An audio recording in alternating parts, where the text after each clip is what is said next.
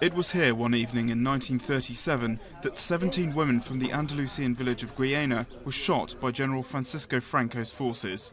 Their crime, having a father, son or husband who was a Republican in the midst of the Spanish Civil War. But for their families, there's finally some good news. Excavation of the mass grave where they were buried has just begun. Maria Jose hopes to find the remains of her grandmother.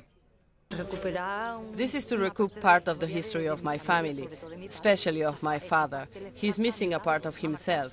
This marked his life and ours as well.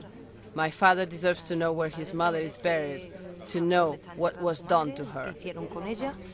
After their arrest, the 17 women who were aged between 20 and 70 spent several weeks in prison.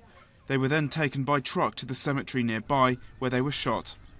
It was the testimony of an old man, a child at the time, that made it possible to locate their remains.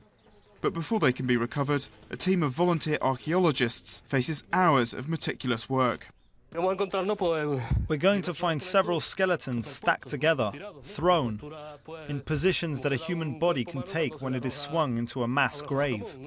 Positions that are not at all orthodox, not like in a classic burial, but discarded, just like that. These excavations are the result of a fight that Maria Jose and her association have waged for years.